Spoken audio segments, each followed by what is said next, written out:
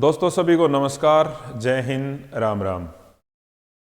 दोस्तों कुछ दिन पहले अभी डीएसएसबी ने लगभग 5000 से भी ज़्यादा टीजीटी की वैकेंसीज़ निकाली हैं। हर एक सब्जेक्ट की अलग अलग वैकेंसीज़ हैं। तो बहुत सारे छात्र इसके लिए अप्लाई करेंगे क्योंकि आज के समय में सरकारी नौकरी मिलना एक सपने के समान है। और ख़ासकर यदि आप एक अध्यापक बनते हो तो ये तो एक बहुत ही शानदार आपके लिए अवसर होता है।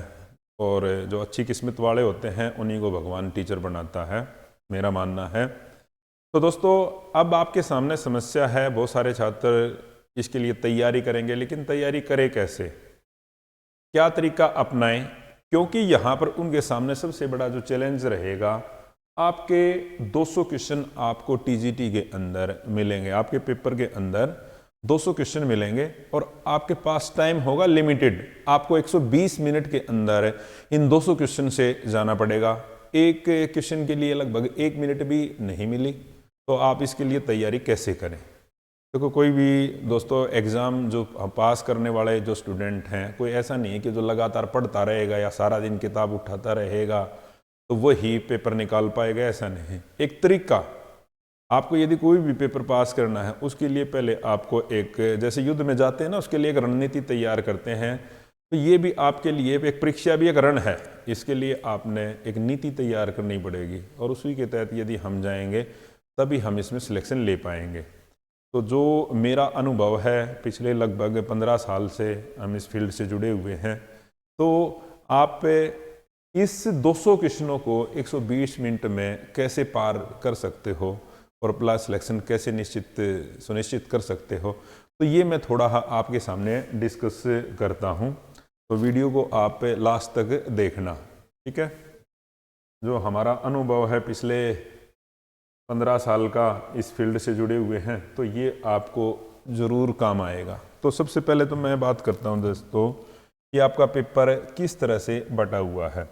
आपका पेपर ये कहने को तो ये है कि आपके जो मार्क्स हैं टोटल ये 200 है, 200 नंबर का आपका पेपर होगा, ये सभी को पता है।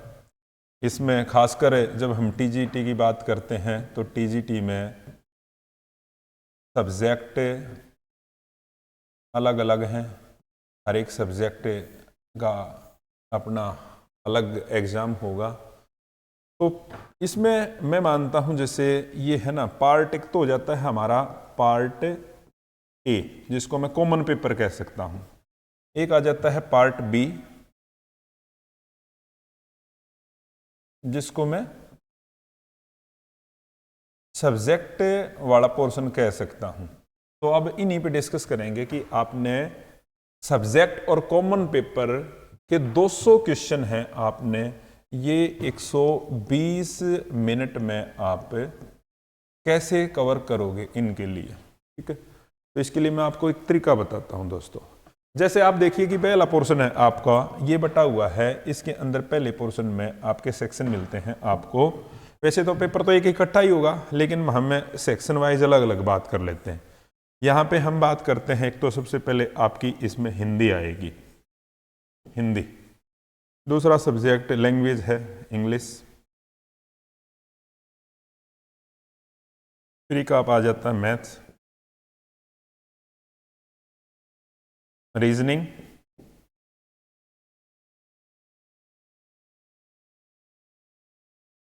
और लास्ट वाला आपका जीके।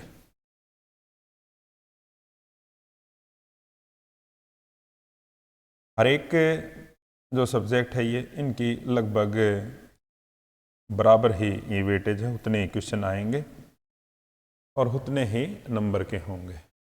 जो सब्जेक्ट रहेगा आपका, सब्जेक्ट से रिगार्डिंग जो क्वेश्चन होंगे आपके 100 क्वेश्चन होंगे और इसके अंक भी 100 ही होंगे। अंक हैं आपके, क्वेश्चन हैं 200 और मिनट आपके पास हैं 120। बहुत नाइंसाफी है। अब कैसे करोगे आप लोग? तो एक तरीके से दोस्तों, जो मेरा मानना है कि आप एक तरीका अपनाइए। कैसे? इसमें से कुछ पोर्शन आप ये देखोगे ना, यहां से हम बात करें तो फर्स्ट पार्ट के अंदर कुछ पोर्शन तो ऐसे हैं जिनके अंदर आपको कैलकुलेशन की जरूरत पड़ेगी। खासकर ये 2 पोर्शन, आप ये पोर्शन देखिए, मैथ और रीजनिंग वाले, ये कैलकुलेशन वाले पोर्शन हैं। यहाँ पर आप सीधा ए बी सी इसके साथ नहीं जा सकते, यहाँ पर आपको कैलकुलेट करनी पड़ेंगी चीज़ें, ठीक है, क्वेश्चन सोल्व करना पड़ेगा रीजनिंग का, मैथ का। जहाँ पर सॉल्यूशन की बात आ जाएगी वहाँ पर हमारे को चाहिए टाइम ज़्यादा थोड़ा, बाकी दूसरे क्वेश्चन के मुकाबले।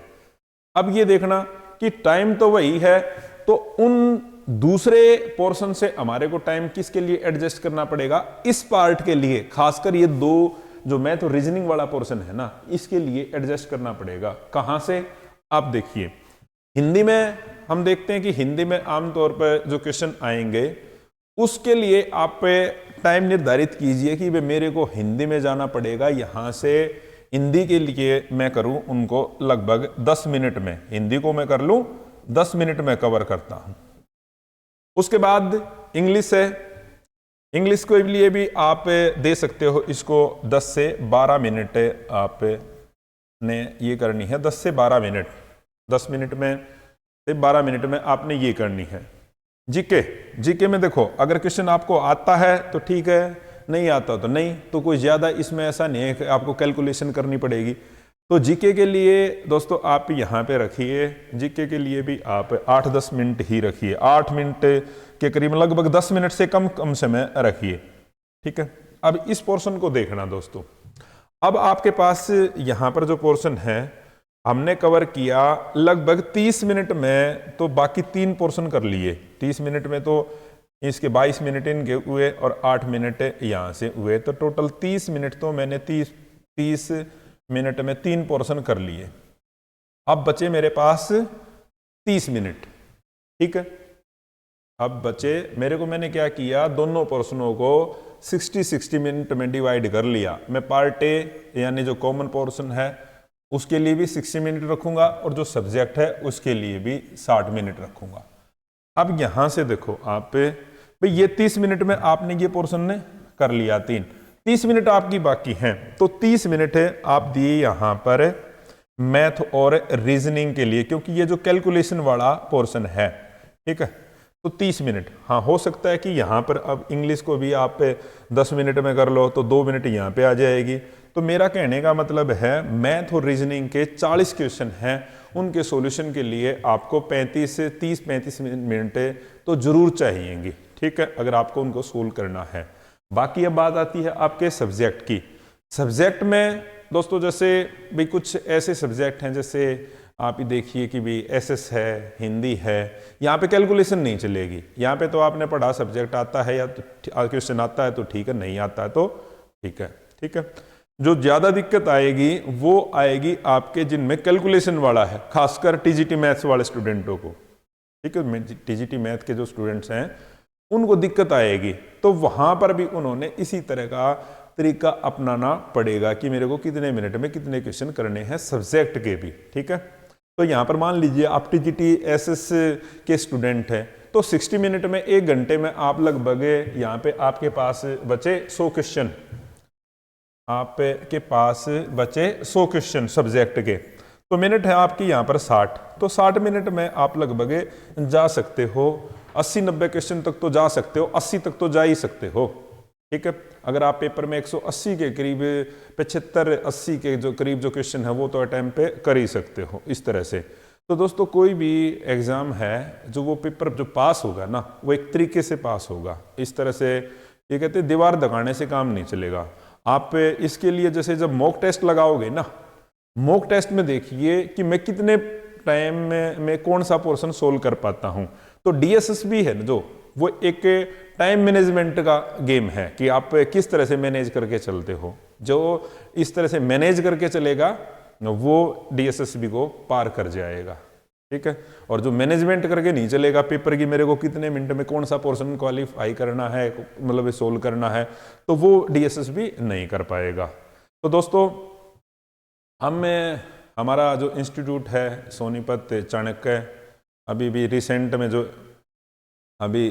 में रिजल्ट आया था लगभग 1 महीने पहले केवीएस, तो केवीएस में भी पूरे हरियाणा के अंदर सबसे ज़्यादा जो सिलेक्शन हमने ही दिए थे, और उम्मीद करते हैं कि डीएसएसबी में भी ऐसा ही रहेगा।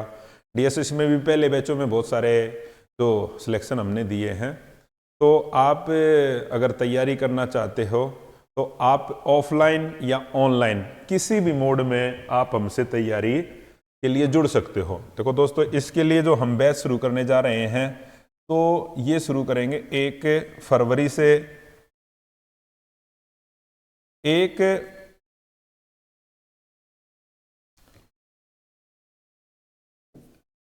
1 फरवरी 2024 से हम दोस्तों टीजीटी के लिए, टीजीटी के सभी सब्जेक्ट्स के लिए अपने बैच शुरू करने जा रहे हैं। और ये दोनों ऑनलाइन और ऑफलाइन,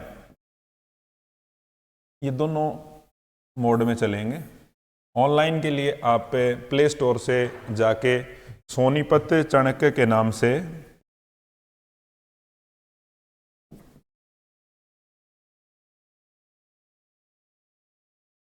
आप हमारी ऐप डाउनलोड कर सकते हो। और ख़ासकर जो नियर बाई स्टूडेंट हैं सोनीपत आसपास के, तो वो हमारे से ऑफलाइन में भी जुड़ सकते हैं। ठीक है, तो दोस्तों इसके लिए हम जो बैच शुरू करेंगे ये 1 फरवरी से शुरू करेंगे और इसकी टाइमिंग दोनों होंगी, आप मॉर्निंग के अंदर भी और इवनिंग में, दोनों समय हमसे जुड़ सकते हैं। और ये मैं आपको गारंटी देता हूँ सिलेक्शन आप लोगों का ज़रूर कराएंगे। 1000 से भी ज़्यादा बच्चे पिछले 1-2 सालों में हमारे से यहाँ पे सिलेक्शन लेके जा चुके हैं और रिसेंट में सबसे अच्छा जो रिज़ल्ट रहा था वो हमारा ही रहा था। तो दोस्तों आप हमसे जुड़िए, हम आपको सिलेक्शन की गारंटी देते हैं। जय हिंद, जय भारत।